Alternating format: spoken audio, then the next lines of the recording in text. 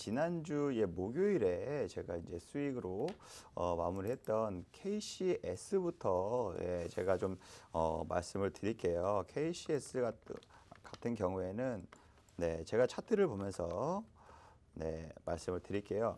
KCS 같은 경우에는 제가 아무래도 11월 6일이었죠. 이날 저희가 이제 노란톡 메신저에서 제가 단기 스윙 전략으로서 매매 전략을 제시해 드렸었고요. 처음 진입한 날은 아마 요 날이었습니다. 요 날 진입을 했었고요. 요 날이 한 3, 4일 만에 지난주 만약에 화요일 날 진입을 했다고 하면 목요일 날, 금요일 날 오히려 수익 급등이 나오면서 수익으로 정산하고 나왔다라고 볼 수 있거든요. 그러니까 아무래도 하루 이틀 3일 뭐 2, 3%씩 조금씩 조정은 보였겠죠. 오르락 내리락 하는 거니까. 하지만 제가 지난번에 매번 예전 한 2달, 3달 전에 원포인트 레슨 강의를 좀 많이 했었잖아요. 네. 그 원포인트 레슨 강의를 할 때 필살 정진 기법이라 그래서 지속적으로 입에 침이 튀도록 설명을 드렸던 그 기법 중에 하나가 바로 이제 초단기법이라고 해서 깃발 패턴을 쉽게 예를 들었었죠. 그래서 우리 아나운서님도 깃발 패턴만 기억하고 계시더라고요. 맞습니다. 그래서 이것도 마찬가지예요. 충분히 깃발 패턴 흐름을 보였었고요. 제가 봤을 때는 요게 지금 차트로 나오면 깃발 패턴 모습이 나왔습니다. 이렇게 깃발 패턴 이렇게 그림이 보이시죠? 이런 식으로 해서 장대 양봉 이후에 5일선을 지지하고 나서 대신 장대 양봉 거래량도 터져야 되고요. 어느 정도 종가 기준으로 했을 때 15% 이상의 장대 양봉이 있어야 되고요. 거기에서 2, 3일 내에서 무너지지 않고 절반 이상이 무너지지 않고 좀 유지가 되고 5일선 이상으로 좀 버텨준다 하고 수급이 300% 이상 터졌다 하면은 충분히 단기적으로 공략 가능한 섹터다라고 말씀드렸고 종목이다라고 말씀을 드렸고 저는 그렇다고 해서 무조건 차트만 보고서 매매를 하는 성향이 아니기 때문에 여러분들에게 추천을 할 때도 섹터 전반적으로 보고 나서 그 다음에 탑다운 방식으로 서 종목을 발굴을 하거든요.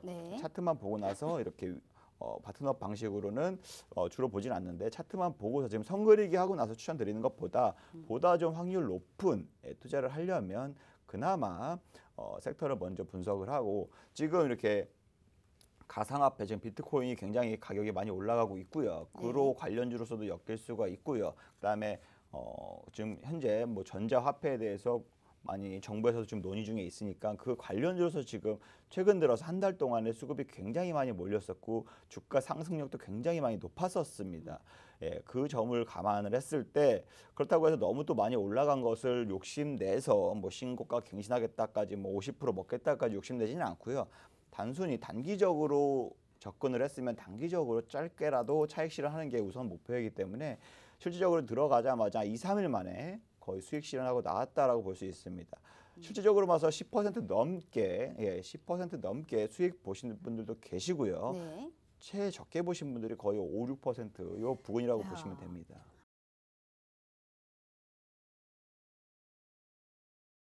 제가 나라의 매니 같은 경우에는 참 2차 전지 관련주로서 많은 분들도 알고 있고 저도 2차 전지 관련주로서 충분히 메리트가 있고 투자 매력이 있는 종목으로 알고 있습니다. 그렇기 때문에 지속적으로 관찰을 하고 있었고요. 아무래도 초반에 2차 전지 관련주가 많이 올라올 때 지난 9월 달 말부터 굉장히 많이 수급이 몰리면서 상승을 했었거든요. 그리고 나서 조정을 살짝 보였었습니다. 그리고 나서 지지가 됐었고요. 5일선을 먹으면서 지지가 됐었고 21선을 딱 지지받고 나서 제가 봤을 때 깃발 패턴 다음에 또 단기법이 뭐라 그랬어요? 삼각 패턴이라고 말씀드렸죠. 그 삼각 패턴에 제가 봤을 때 딱 필사 정리법에 들어맞았기 때문에 바로 리스트에 업을 했었고요. 그날 10월 6일 날 오전에 바로 추천드렸습니다. 10월 6일 날 오전에 바로 추천을 드렸었는데 제가 분봉 차트로 조금 더 자세하게 설명을 드리자면요. 10월 6일 날이면 얼마 한 달 좀 됐죠. 요 날이에요, 요 날. 요 날 오전에 추천드렸습니다. 딱 요 11,000원. 요 부근에 추천드렸거든요.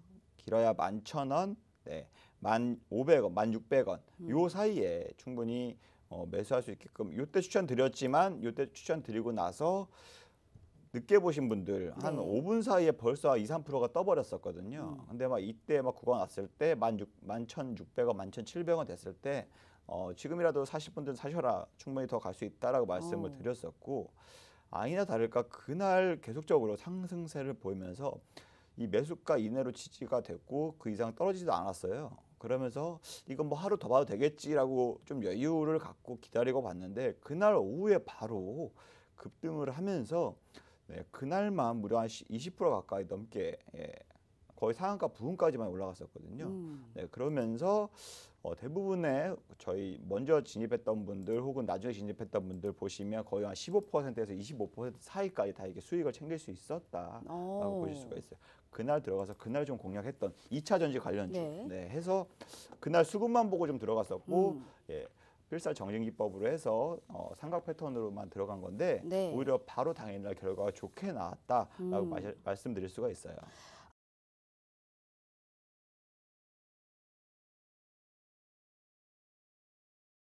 대한광통신 같은 경우에도 제가 단기적으로 그냥 딱 수급만 보고 들어갔습니다. 딱 어. 수급만 공략을 해서 진입을 했었던 거거든요.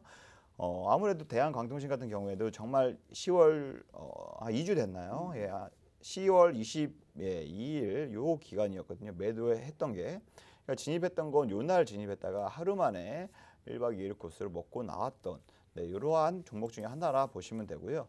이 종목도 마찬가지로 깃발 패턴은 정확하게 뭐 삼박자가 맞아 떨어지진 않았지만 제가 봤을 땐 시장이 굉장히 하락하고 있는 상황에서 이 종목만 유일하게 수급이 굉장히 강하게 붙어 있었고 빠지더라도 누가 다 이렇게 저가에서 계속 매수세가 음. 유입됐던 수급을 제가 포착을 했기 때문에 지속적으로 눈여겨봤었고 조정 이후에 예, 다시금 재상승에 대한 기대감이 충분히 저는 확신이 있었기 때문에 그날 바로 추천을 드렸었고요.